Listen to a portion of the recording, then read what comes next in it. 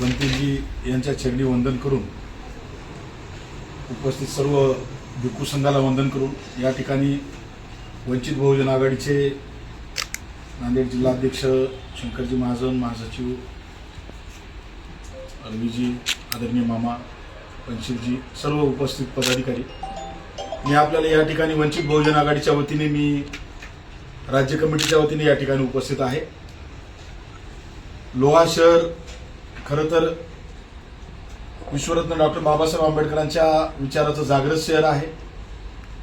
या ठिकाणी पूर्ण तालुक्यामध्ये एकच सार्वजनिक जयंती होते आणि माझ्यासाठी ती बहुमान होता की 2014च्या सार्वजनिक बाबासाहेबांच्या जयंतीचा मी स्वतः अध्यक्ष होतो आणि या ठिकाणी अतिशय चांगलं वातावरण आणि आम्ही समजतो की आमचा लोहा तालुक्यातील बौद्ध बांधव असेल, आंबेडकरी समाज असेल, इथला बहुजन समाज असेल, ओबीसी समाज असेल, हा इथला जागृत आणि विचाराचा आणि सगळ्या समाजाचा आदर राखणारा इथला समाज आहे।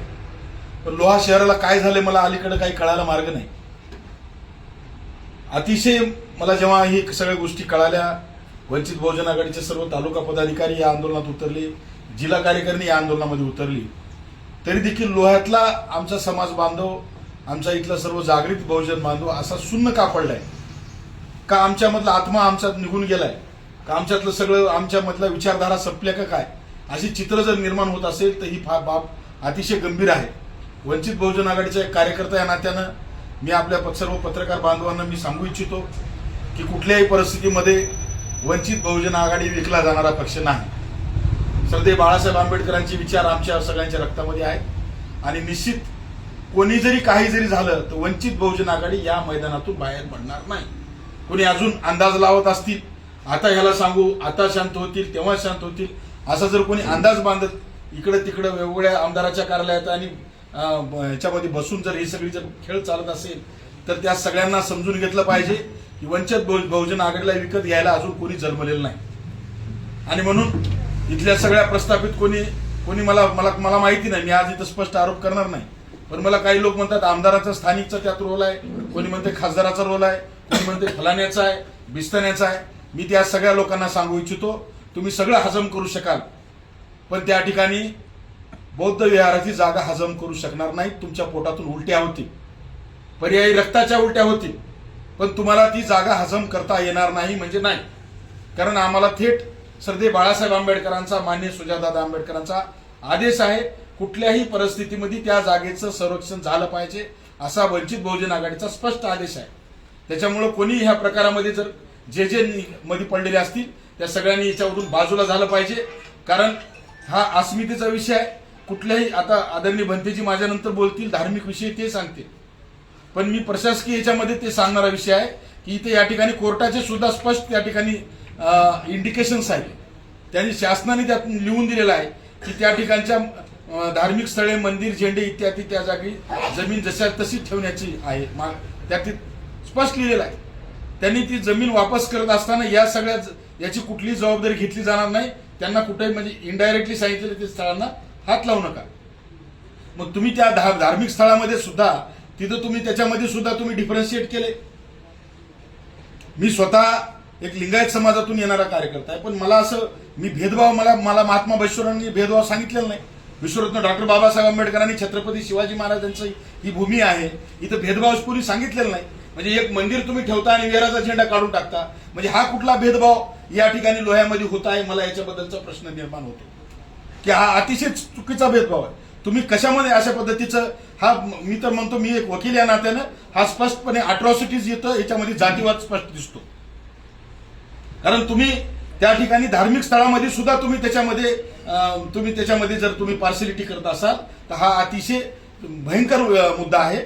आणि म्हणून मी या ठिकाणी सांगू इच्छितो की या ठिकाणी नमुना नंबर 47 ला ऑलरेडी इथे लिहिलेलं आहे 9840 स्क्वेअर फूट जागा त्या ठिकाणी नियोजित बौद्ध विहाराची जागा म्हणून त्या ठिकाणी स्पष्ट केले। मी नांदेड जिल्ह्यातल्या प्रशासनाला, तहसीलदार माननीय काय नाव त्यांचं, परळीकर साहेब, परळीकर, मिस्टर परळीकर, आपलं नावामध्ये परळी आहे, आपण जर परळीतल्या भूमी माफियांशी संबंधित असाल तर स्वतःला सुधारून घ्या। तुम्ही जे पत्र दिलंय त्या ठिकाणी यामध्ये तुमच्या पत्रामध्ये मी तुम्हाला स्पष्ट सांगू शकतो की हे तुम्हाला ही असली चिंदी चोरी करण्याची अजिबात गरज नाही. तुम्ही तहसीलदार सारख्या संविधानिक पदावर आहात, तुम्ही पत्र देऊन सांगता की तुमचा मोर्चा रद्द केलेला आहे. मी इथल्या पत्रकार बांधवांना प्रश्न विचारतो, कधीपासून तहसीलदार मोर्चाला परवानगी द्यायला लागली? ही पहिली घटना आहे की यामध्ये त्यांनी स्पष्ट सांगितले की मोर्चाची तुम्ही मोर्चा काढू नका, तुम्हाला परवानगी नाही. तहसीलदाराला कधीपासून एसपी झाले, पण तहसीलदाराला ही सगळी दलाली करायचा संबंध येतो कुठून?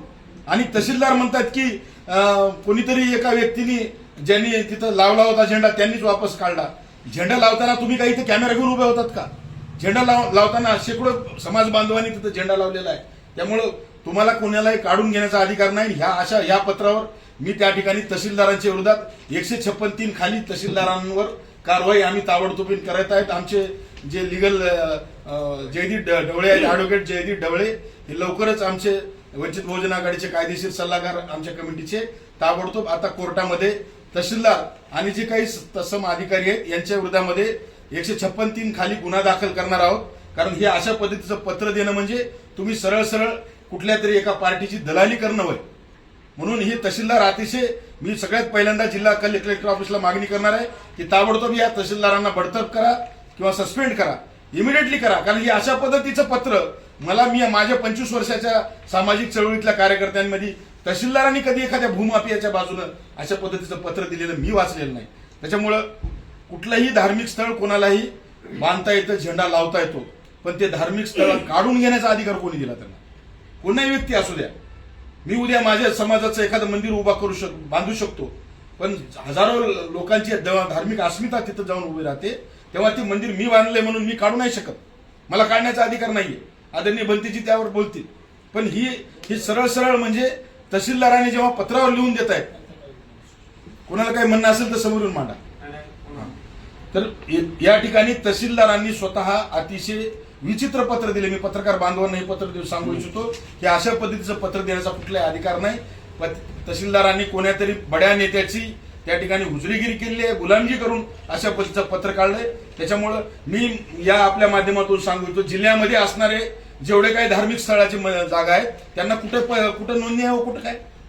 नांदेड शहरामध्ये सगळ्या धार्मिक स्थळ, सगळ्या, मी कुठल्या धर्मावर जात नाही, सगळ्या धर्माच्या धार्मिक स्थळांना कुठं काय नोंदणी केलेली आहे मला सांगा? कुठंच नोंदणी नाही. पण या ठिकाणी त्या ठिकाणी बौद्ध विहाराच्या जागेची 47 मध्ये त्या ठिकाणी नमुना नंबर 47 मध्ये स्पष्टपणे नोंद केलेली आहे. म्हणजे एवढी स्पष्ट नोंद असलेला त्या ठिकाणी जागा तुम्ही अचानक काढता, ही अतिशय घातक आहे. आणि म्हणून मी वंचित बहुजन आघाडीच्या वतीने आपल्याला सांगू इच्छितो, 23 तारखेचा मोर्चा हा अतिशय जोरात होणार आहे. आणि तहसीलदारांनी इथं आचारसंहितेच्या गोष्टी सांगितलेल्या आहेत. 22 तारखेला निकाल लागणार आहे. आपल्याला माहिती आहे पत्रकार महोदय, निकाल लागल्यानंतर आचारसंहिता असते का? मग इथं आचारसंहितेचा त्या ठिकाणी उल्लेख केलेला आहे. म्हणजे किती, म्हणजे एखाद्या प्रशासकीय अधिकाऱ्यांनी किती विकलं जावं याचं जर ज्वलंत उदाहरण पाहिजे असेल तर हे तहसीलदार परळीकरचं पत्र पाहावं. म्हणजे कुठलं आचारसंहितेचा विषय संपलेला आहे. 37(3) कलमचं कुठलं, म्हणजे तुम्ही 12 महिन्याचं तुम्ही आमच्या कार्यकर्त्यांना नोटिसा देता. म्हणजे लोकशाही काय जिवंत आहे का काय? म्हणजे एखाद्या तुम्ही सत्ताधारी आमदाराच्या किंवा कोणी अजून कोणी असेल त्या दबावाखाली तुम्ही सगळी लोकशाही विकून खायला निघालात का काय? अशी सगळी परिस्थिती लोहा तालुक्यामध्ये निर्माण झालेली आहे. म्हणून मी या ठिकाणी वंचित बहुजन आघाडीच्या वतीने एवढं स्पष्ट करतो की 23 तारखेचा मोर्चा हा भव्यदिव्य होणार आहे. आमचे जेवढे काही वरिष्ठ नेत्यांना आम्ही सगळ्यांना, ज्यांचा वेळ मिळेल त्या सगळ्यांना आम्ही बोलवलेला आहे. माझं या ठिकाणी केवळ बौद्ध बांधवांनाच नाही तर इथल्या ओबीसी बांधव असतील, इथल्या सगळे समाज बांधव असतील, लिंगायत असतील, मराठा बांधव असतील, मुस्लिम बांधव असतील, मी या सगळ्यांना त्या ठिकाणी आव्हान करतो. विश्वाला शांती देणारे तथागत गौतम बुद्धांचा त्या ठिकाणी स्मारकाचा विषय आहे. आपण सर्वांनी ताकदीनिशी या 23 तारखेच्या मोर्चामध्ये संपूर्ण बहुजन समाजानं सामील व्हावं. आणि निश्चित आपण, आपली एक लोह्याची संस्कृती आहे, सगळ्या धर्माला आपण सामावून घेणारा आपण सगळे लोह्यातले चांगले नागरिक आहोत. म्हणून आपण या विषयाकडे सगळ्यांनी जाती दृष्टिकोनातून न पाहता आपण एक अन्याय झालेल्या विषयावर आपण न्याय मिळवण्यासाठी आपण या मोर्चामध्ये सगळ्यांनी सामील व्हावं असं मी या ठिकाणी आवाहन करतो आणि थांबतो.